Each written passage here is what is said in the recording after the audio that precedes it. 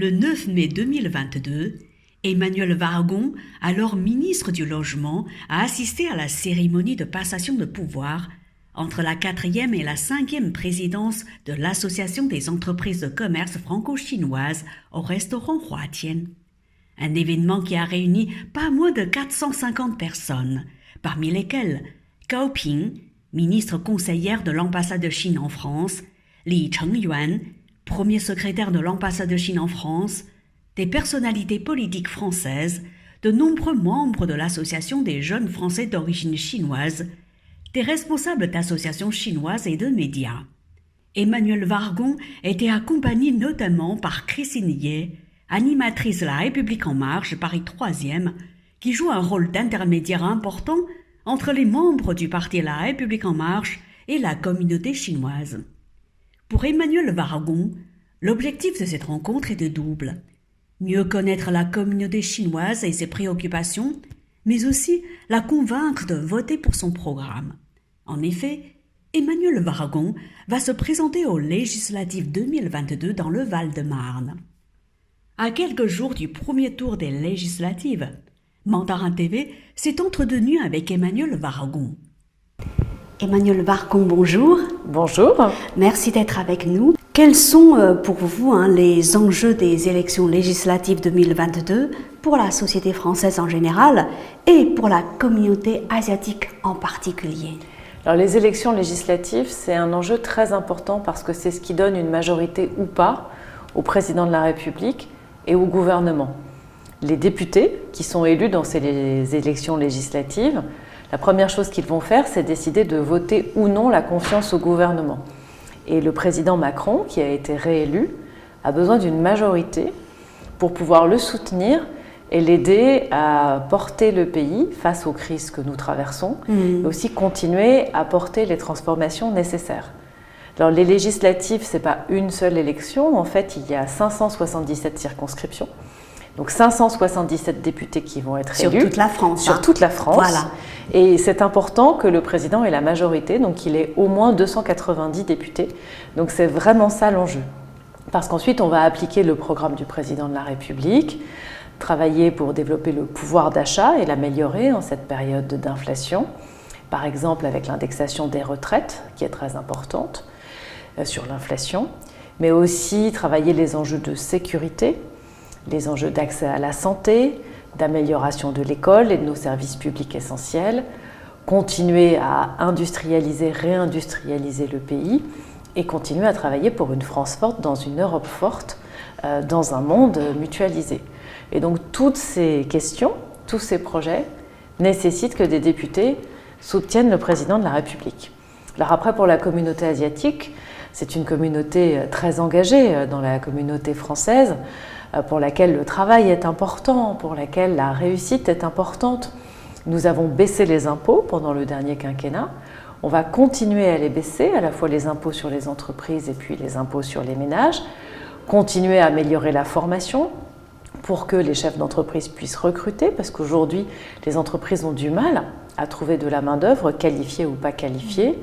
Et puis continuer à travailler sur ce sujet de la sécurité, pour que chacun d'entre nous, communauté asiatique ou communauté française en général, puisse vivre tranquille en étant sûr dans les rues, à la fois pour les atteintes aux personnes et pour les atteintes aux biens. La politique du dernier quinquennat a commencé à porter ses fruits avec une baisse des atteintes aux biens, mais il faut continuer, donc ça veut dire plus de policiers, plus de moyens et des lois qui permettent aux policiers d'agir. Alors dernièrement, vous avez rencontré beaucoup de Chinois, d'Asiatiques. Alors quelles sont pour vous leurs préoccupations? Alors cette question de la sécurité et de la lutte contre les atteintes et parfois les agressions, qu'elles soient verbales ou physiques, revient très souvent. Ouais. Et je crois que c'est vraiment très important parce que cette communauté chinoise, asiatique est très bien intégrée en France et elle contribue vraiment à la prospérité, à la force du pays. Et on ne peut pas laisser se développer des atteintes, des agressions. Donc c'est vraiment un point dont on a beaucoup parlé et qui est très important. Après, il y a tout ce qui est développement économique. Parce qu'il y a beaucoup de projets, il y a beaucoup d'entreprises, il y a beaucoup de commerces, beaucoup d'entreprises de tout type. et qui sont bien répartis sur tout le territoire, en particulier en Île-de-France. Et là, il y a des projets de développement, et donc savoir comment on peut les accompagner, à la fois pour les questions de recrutement, pour les questions d'investissement, parce que moi j'ai rencontré des gens moteurs, motivés, envie de continuer de développer leur activité pour eux, pour leur famille, pour leur communauté et pour le pays en général.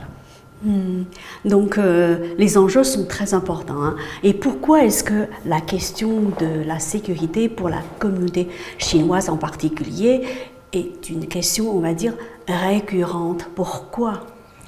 Malheureusement en France, mais pas que en France, un peu dans tous les pays, notamment en Europe, on déplore parfois des phénomènes de racisme qui s'adressent à toutes les communautés et qui sont facilement identifiables. Et ça, je crois qu'il faut qu'on soit vraiment intransigeant là-dessus. Il faut qu'on arrive à lutter en ne laissant rien passer.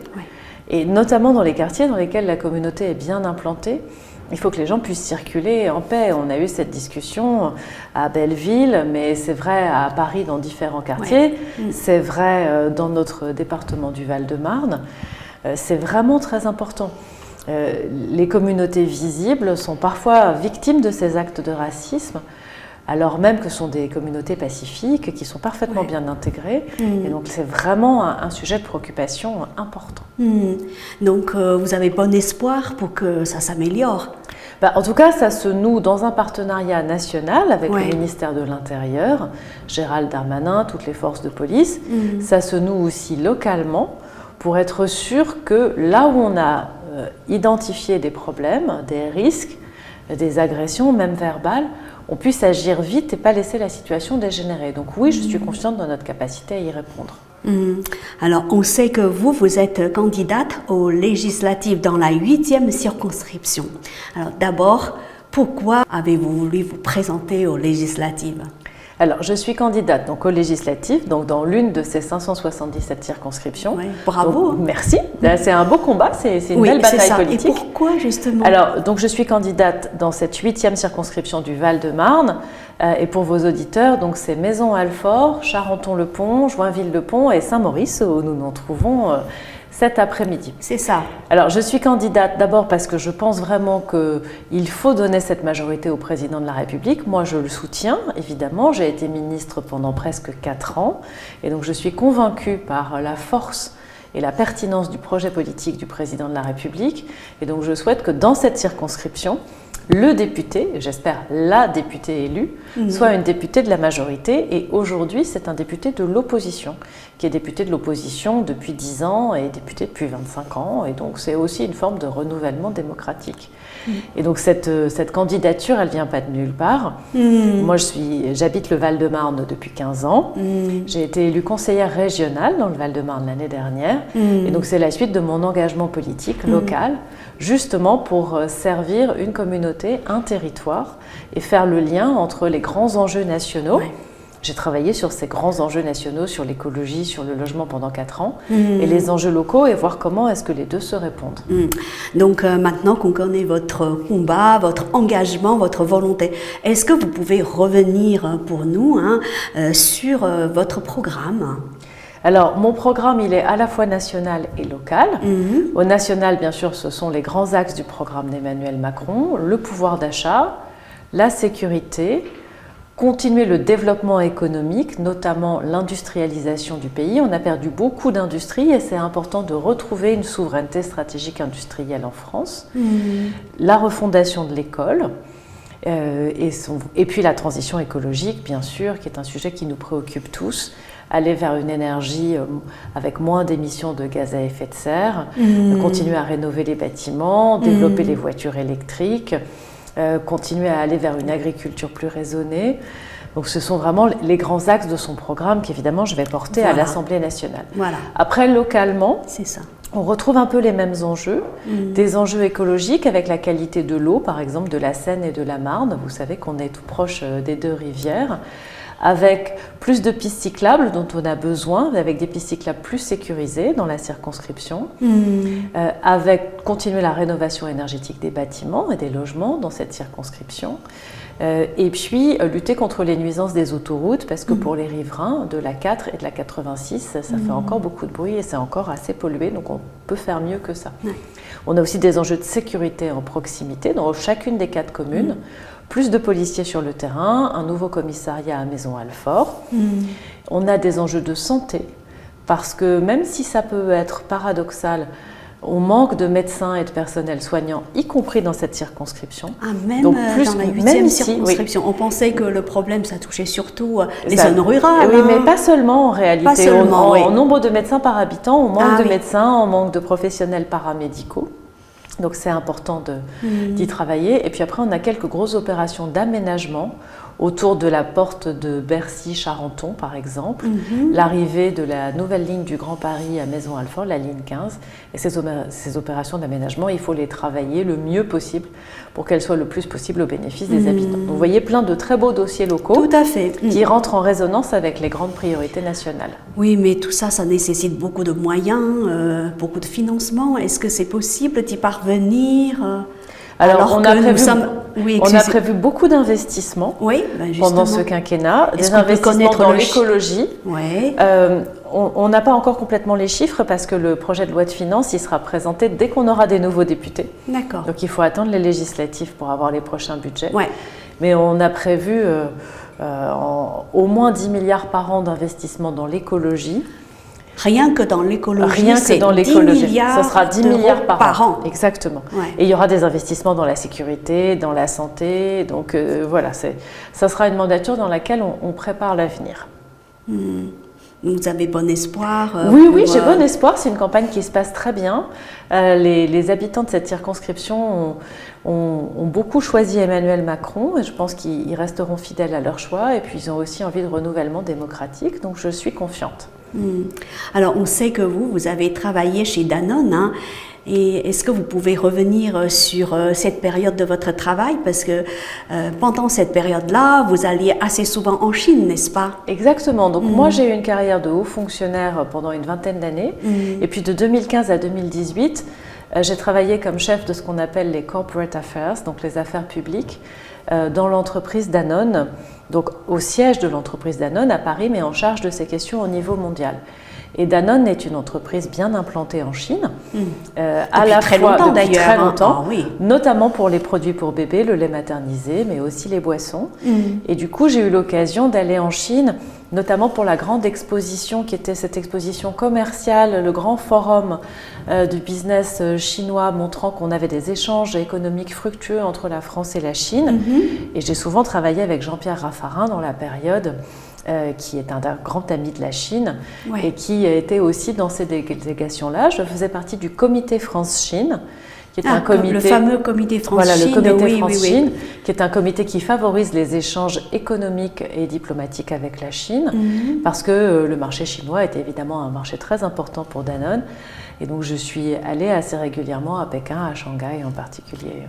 Pékin et Shanghai en particulier. Et quels souvenirs vous ont le plus marqué alors pendant cette période-là? J'ai le souvenir de cette grande exposition qui était vraiment à Shanghai, qui était vraiment une réussite. Et j'ai aussi le souvenir de discussions avec les patrons des business units chinois qui m'expliquaient le développement du marché chinois avec une marque de boisson qui s'appelle Mizone, qui est très populaire en Chine. Et donc, c'était aussi des occasions de rencontres et de contacts. Donc, j'en ai d'excellents souvenirs. Alors, d'où vient votre intérêt pour la Chine, alors?